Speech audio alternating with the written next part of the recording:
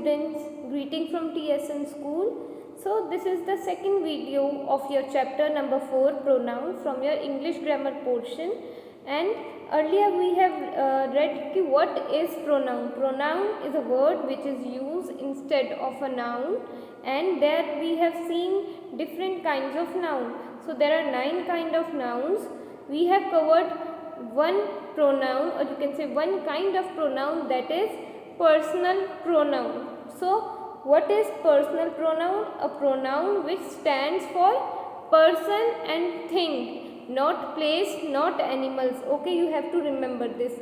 So we have whatever we have learnt in the first video. So this chart is the brief revision of your personal pronoun. So here it is I'll just show you again. This is personal pronouns.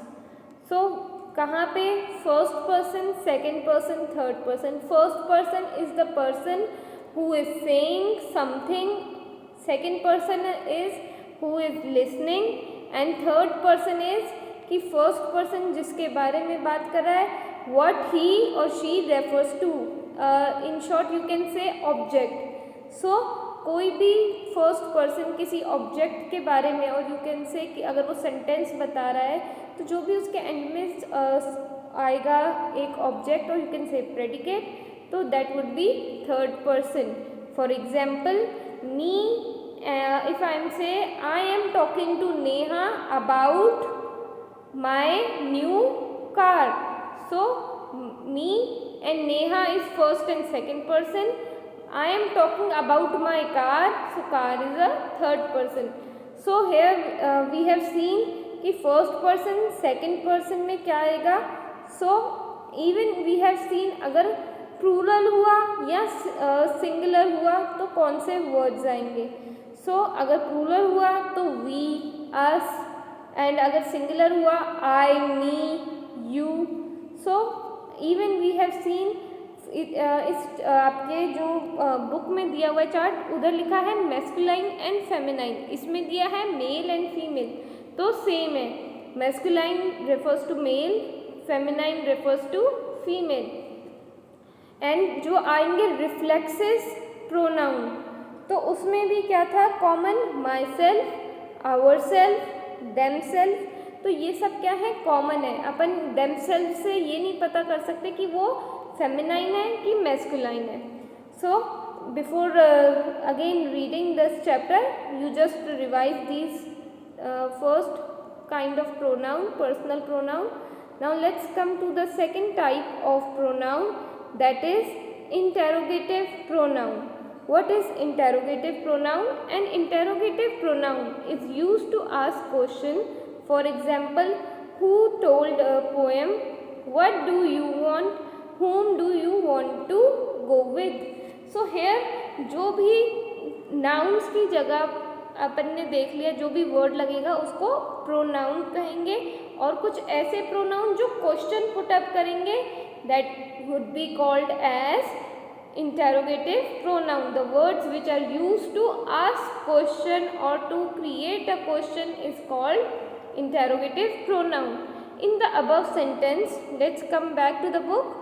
In the above sentences, the pronoun who, what, whom are used to ask question. Therefore, they are called interrogative pronoun. So here it is in the pink. It is very important that you should remember this. Who is used for asking question about person. What is used for things only. तो अगर अपन किसी person के ऊपर question कर रहे हैं या क्वेश्चन बना रहे हैं, we will use the word who. And अगर अपन किसी थिंग के बारे में बात कर रहे हैं, if I am talking about non living things, तो क्या आ जाएगा, what. So what is use for the things. Now let's come to the third pronoun, demonstrative pronoun. Demonstrative pronouns are used to point out the object to which they refer. For example, this is Bigfoot, that is your football, these are beautiful flowers, those are her dresses. So demonstrative, ये demonstrative word कहाँ से आता है? demonstration से. What is the meaning of demonstration? कि अगर मैं किसी चीज़ पे point out कर रही हूँ या मैं कुछ बता रही हूँ तो उसको क्या कहते हैं? I am demonstrating. तो अगर मैं किसी एक पर्टिकुलर चीज़ पे emphasize करके बता रही हूँ तो मैं अगर कह रही हूँ this is my pencil, मैं इसको ये नहीं कह रही it is a pencil, मैं इसको demonstrate emphasize कर रही हूँ कि this is my pencil. तो I am demonstrating, I am of course telling you, but मैं उसको दिखा के या किसी चीज़ पे emphasize करके मैं demonstrate means दिखाते हुए. demonstrate basically सिर्फ बोलने से नहीं, demonstrate के साथ क्या आएगा कि आप किसी person या किसी thing को शो कर रहे हो. ओके, और यू कैन से किसी नाउन को अगर आप डेमोन्स्ट्रेट कर रहे हो. अगर मैं कहूँ, अगर मेरे पीछे एक अगर बिल्डिंग है तो मैं उसको बताऊंगी दिस इज बिल्डिंग, तो मैं डेमोन्स्ट्रेट कर रही हूँ. अगर ये बिल्डिंग पीछे नहीं हुई और अगर मैं कहूँ दिस इज बिल्डिंग तो it will make no sense, क्योंकि मेरे पास डेमोन्स्ट्रेट करने के लिए बिल्डिंग नहीं होगी शो करने के लिए. अगर मैं कहूँ this is a cinema hall, so no it is wrong. यहाँ पे डेमोन्स्ट्रेट मैं गलत कर रही हूँ, यहाँ पे मीन्स मैं शो जो कर रही हूँ वो गलत है. So it is not about what is right what is wrong. Basically demonstrate means to show and tell. वहाँ पे आपको कुछ दिखाने के लिए या अगर आप कुछ सेंटेंस करो तो उसको बताने के लिए आपके पास वो सामने means whatever you can see is under the demonstrative pronouns and these are use to point out. जो मैं आपको बता रही हूँ demonstrate, point out the object which I am referring to. यहाँ आएगा मैं किसी ऑब्जेक्ट को रेफर करूँगी. There is no subject, there will be no verb. मैं किसी ऑब्जेक्ट को जिसके बारे में बात कर रहे हैं मैं उसको पॉइंट आउट करूँगी और I can say I M demonstrating the object.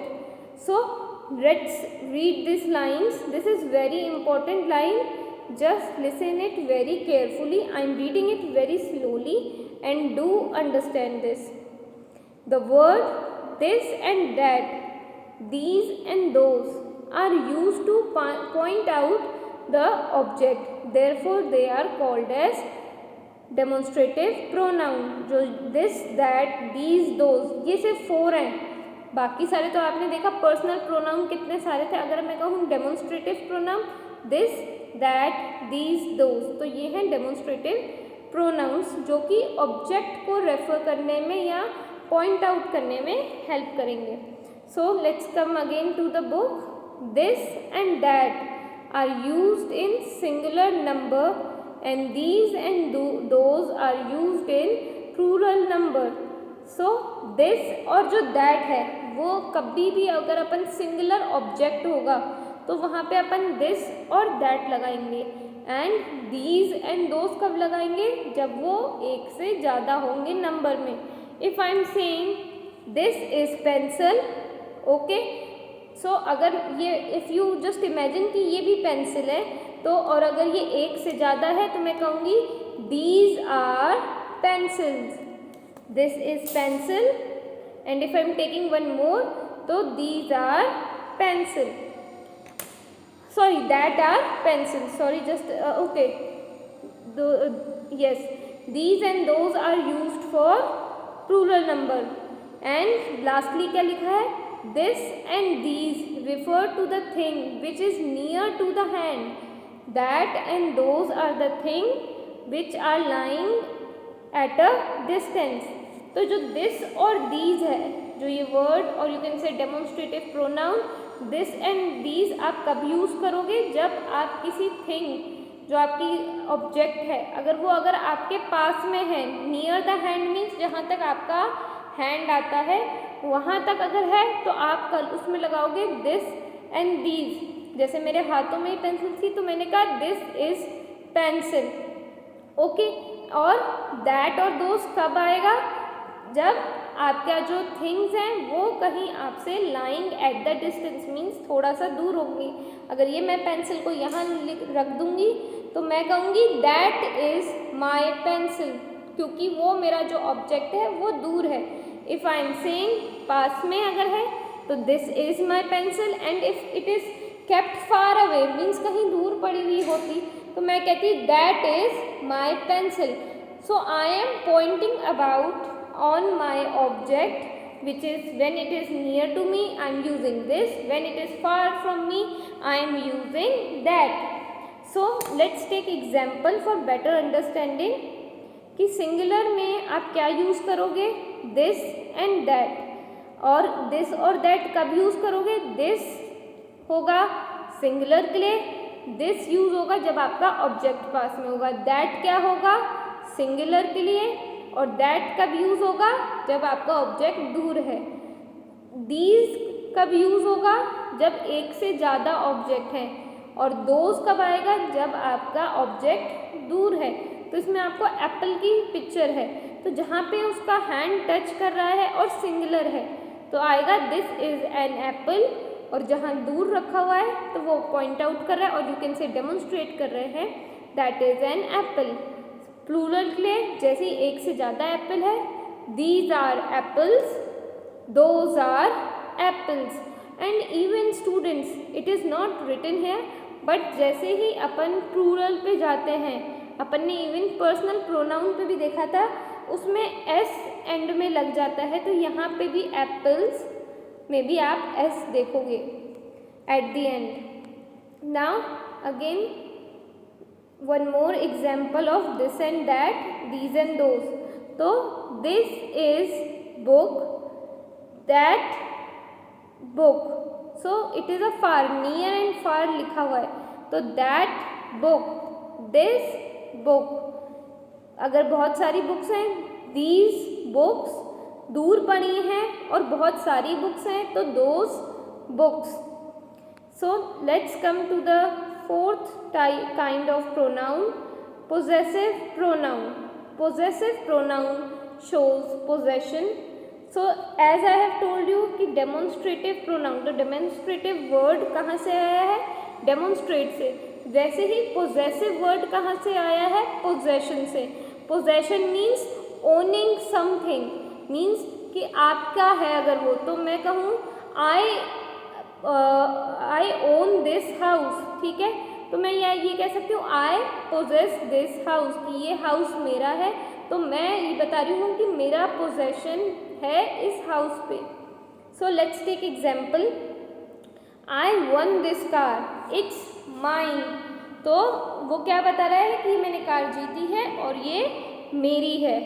That bag is yours, that umbrella is her, that clock is there.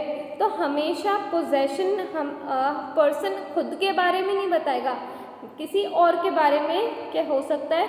अगर मैं कहूँगी this pencil belongs to her, तो मैं बता रही हूँ कि ये पेंसिल उसको उसकी है.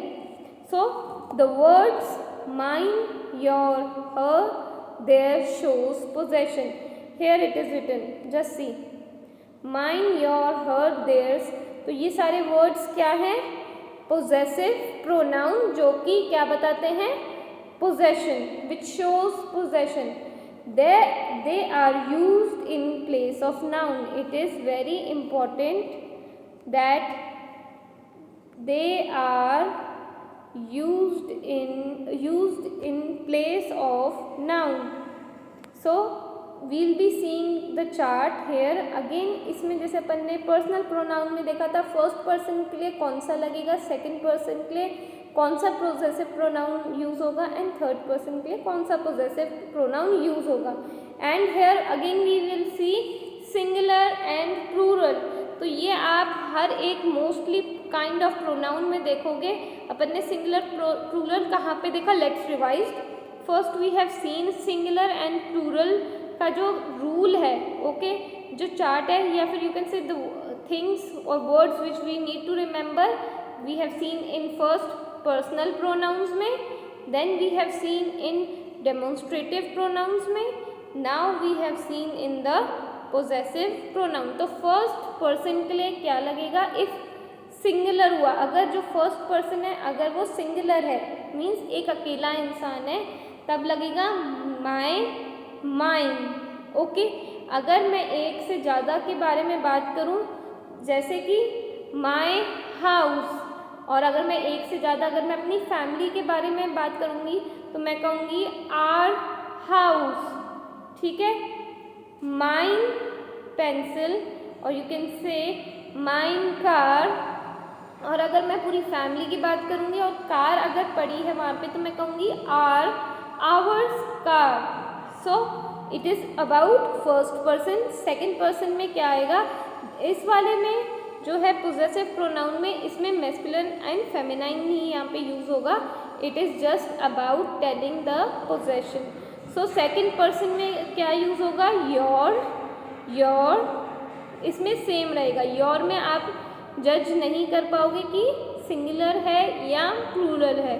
If I am saying this pencil belongs to you, okay, या फिर your car, okay, your car is of black colour. तो यहाँ पे सेंटेंस में क्या आया कि योर कार का जो कलर है वो ब्लैक है।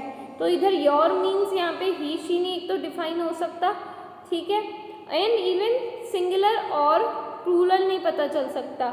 यहाँ पे माइट भी मैं किसी एक पर्सन को भी कह सकती हूँ, या मैं कहीं अगर किसी की अगेन किसी की फैमिली खड़ी होगी तो मैं कहूँगी your car is stuck outside.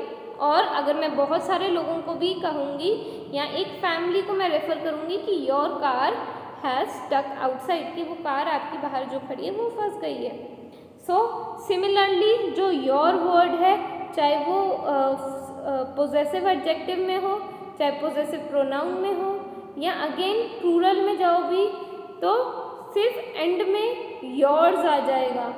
Yours car, okay, yours umbrella. So let's take the third person. क्या इसमें आ जाएगा his, her, his and hers. Possessive में हमेशा, और you can say third person में जाते ही एस, आप जो एंड में किसी भी वर्ड के आप एंड में एस देखोगे। सिमिलरली देयर, और जैसे ही प्लूरल में आया theirs. Okay, so let's come to the example more of possessive pronoun. So here you will get an idea कि अगर यहाँ पे सिंगुलर हुआ फर्स्ट पर्सन या प्लूरल हुआ सेकेंड पर्सन तो कौन से प्रोनाउन यूज होंगे, सेकेंड पर्सन में कौन से यूज़ होंगे, एंड थर्ड पर्सन में कैसे यूज़ होंगे।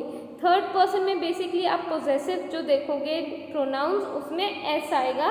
फॉर एग्जाम्पल फर्स्ट वाला yours, that spectacles not yours, तो जो वो चश्मे हैं वो तुम्हारे नहीं हैं। The car is mine not yours. Improve your mistake first then talk about theirs. तो यहाँ पे मैं किसकी बात कर रही हूँ, थर्ड पर्सन की। मैं कह रही हूँ improve your mistake first then talk about theirs. Okay, तो यहाँ पे आया S at the end. So let's come to the third last example, his, here, his. James and his brother are cops in America. So again मैं यहाँ पे James की जगह आगे लगा सकती थी, James and Jack are cops in America, but I am using pronoun तो I will use word his. क्यों, क्योंकि मुझे उसमें पोजेशन बताना है किसका, कि जेम्स का ही भाई जो है, मीन्स पोजेशन हमेशा थिंग्स का ही नहीं आएगा। If I am talking about my brother, my sister, my family, तो मैं वो कहूँगी कि आई ओन दिस फैमिली, ओके, कि वो फैमिली मेरी है, I possess that family. So James and his brother are cops in America. So let's take the fifth kind of pronoun, indefinite pronouns. Indefinite pronoun are those pronouns which refers to the person or a thing in general way. They do not refer to any particular person or thing. तो first क्या चीज़ याद रखनी है, again they are referring to person and thing, no place, no animal, okay. and here we see कि यहाँ पे अपन कहते हैं ना कि मैंने तो जनरली बात की, तो I am not referring to a particular person, मैं किसी एक इंसान को पॉइंट आउट नहीं करूँगी, मैं किसी एक इंसान के बारे में नहीं बात करूँगी या किसी एक थिंग के बारे में नहीं बात करूँगी, मैं as a whole, as a group मैं उसको रेफर करूँगी। Let's see how these are, they are satisfied. तो यहाँ पे मैं किसी को कह नहीं रही, अगर मैं कहूँ राहुल इज सेटिस्फाइड तो यहाँ पे मैं किसी पर्टिकुलर पर्सन की बात कर रही हूँ, but I am saying they are means more than one and even in general way, यहाँ पे मैं किसी को पॉइंट आउट नहीं करी। Second example, none of these apple is right. तो यहाँ पे माइट भी मेरे पास बहुत सारे एप्पल्स हैं, तो मैं ये कह रही हूँ none of these apples are right. अगर मैं कहूँ कि मैंने एक एप्पल उठा लिया, मैं कहूँगी this Apple is not right, तो ये क्या आ जाएगा, पर्टिकुलरली मैंने एक एप्पल की बात करी। बट इनडेफिनेट, इनडेफिनेट मीन्स जो वर्ड है इनडेफिनेट, कहाँ से वो अपन को ये अगर रेफर कर सकें कि कोई ऐसी चीज़ जो कि डेफिनेट ना हो, सो क्या आएगा वो word, indefinite. So let's take the C example, somebody has stolen my watch। So again मेरे को पता नहीं है कौन सा पर्सन, मैं उसको इन जनरल वे में कह रही हूँ, somebody has stolen my watch। many of these fruits are rotten। So the words, जितने भी आप ये अभी पिंक कलर के वर्ड्स में देख रहे हो, from here and here, these are indefinite pronoun, all, none, some, several, both, many, few, each, either, neither, anyone, everyone, someone, somebody, everybody, nobody। So wherever you see these words, तो आप easily recognize कर पाओगे कि indefinite pronouns क्या होते हैं। किसी sentence के अंदर आप अगर ये सारे वर्ड्स देखोगे, you will easily get that these are indefinite pronouns। So thank you so much for listening, do revise it all, and if when you are learning each and everything, just go back and revise। if you have having any problem, just revise the back portion, or you can say अगर आपको अपनी कोई छोटी primary side की भी books का use करना हो तो आप यूज़ कर सकते हैं, otherwise you can ask me for my help. Thank you so much again, take care.